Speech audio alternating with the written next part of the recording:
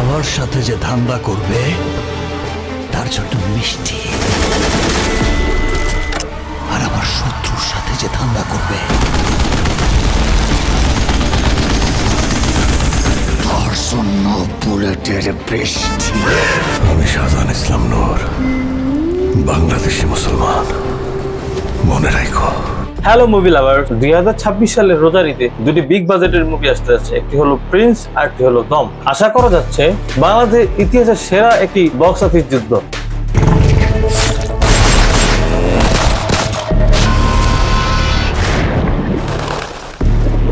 যেখানে হলে দর্শকরা দেখতে পাবেন একদিকে 90 দশকের ঢাকার অন্ধকার জগৎ নিয়ে মেগাস্টার সাকিব খান, আর অন্যদিকে কাজাখস্তানের দুর্গম বরফ পাহাড়ের নিচে বেঁচে থাকার লড়াই নিয়ে আরফান নিশু ও চঞ্চল চৌধুরীর দম। আপনারা ঠিক ধরেছেন, আজ আমরা কথা বলবো আসন্ন ঈদের সবচেয়ে বড় দুটি সিনেমা নিয়ে। একটি হলো Prince once upon A time in Dhaka এবং অন্যটি হলো দম আনটিল দ্য লাস্ট ব্রেথ নিয়ে। আমি শাহজাহান ইসলাম নূর, বাংলাদেশি মুসলমান, মনে রাখো। তাহলে দেরি না করে চলুন তাহলে শুরু করা যাক আজকের নতুন পর্ব। আর এই শিয়াল আর নেকড়েরা চলে প্রিন্সের হুকুমে। One of a kind, one of a kind. This line built by storm, shaped by pain, breaking through, fight, breaking change.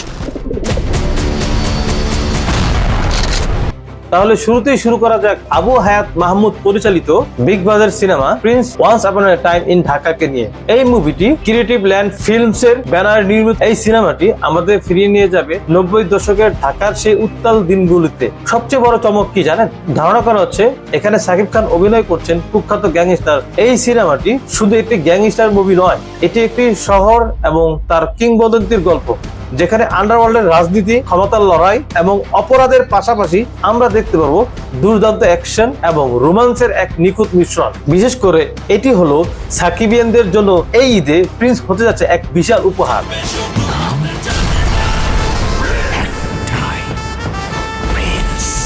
কিন্তু অপেক্ষা করুন, লড়াইটা কিন্তু মোটেও একপক্ষী হচ্ছে না, কারণ মাঠে নেমেছেন রেদওয়ান রনি। দীর্ঘ 10 বছর পর পরিচালনায় ফিরে তিনি নিয়ে আসছেন অ্যাকশন সার্ভাইভাল থ্রিলার দম আনটিল দ্য লাস্ট ব্রেথ। সত্য ঘটনা অবলম্বনে নির্মিত এই সিনেমাটি হলো পাওয়ার অফ দ্য কমন ম্যান, সাধারণ মানুষের অদম্য সাহসের গল্প। চরম প্রতিকূলতায় মানুষের মানসিক শক্তি কতটা প্রবল হতে পারে, এই মুভিটি হলো তার প্রমাণ। আর সবচেয়ে মজার বিষয় হলো এখানে কাস্টিং এ রয়েছে বড় চমক। এই প্রথমবার বড় পর্দায় একসাথে হাজির হচ্ছেন আরফান নিশু এবং চঞ্চল চৌধুরী।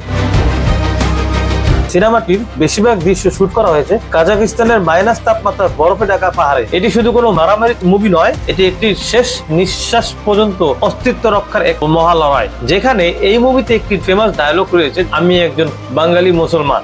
আমি শাহজাহান ইসলাম নূর, বাংলাদেশি মুসলমান, মনে রাখো। বিশেষজ্ঞদের দাবি বা অনেকের মতামত, দম ছবির মাধ্যমে নিশু আরেকটি ন্যাশনাল অ্যাওয়ার্ড পাওয়ার যোগ্যতা অর্জন করেছে।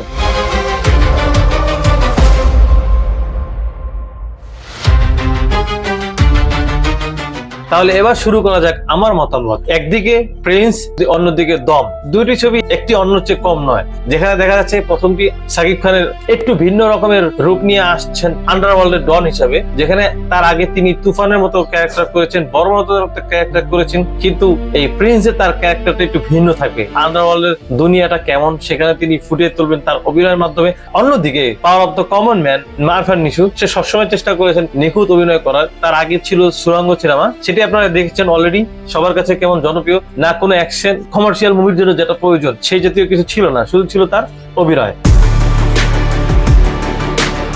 একদিকে যেখানে সাকিব খানের নাচ, গান, ডায়লগে মানুষকে পাগল করে দিবেন, আবার অন্যদিকে দেখা যাচ্ছে আরফান নিশু তার অভিনয়ের মাধ্যমে মানুষকে আনন্দ দিবেন।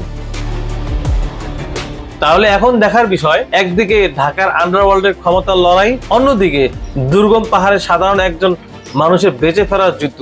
দুটি সিনেমায় দর্শকদের ভিন্ন দুটি স্বাদ দিবে তা নিশ্চিত করেই বলা যায়। তো দর্শক, 2026 সালের রোজার ঈদে আপনার প্রথম পছন্দ কোনটি? শাকিব খানের গ্যাংস্টার প্রিন্স, আরফান নিশো ও চঞ্চল চৌধুরীর সার্ভাইভাল থ্রিলার দম? কমেন্ট করে জানিয়ে দেন এখনই। ভিডিওটি ভালো লাগলে লাইক দিন, আর বাংলা সিনেমার সব লেটেস্ট আপডেট পেতে চ্যানেলটি সাবস্ক্রাইব করতে ভুলবেন না।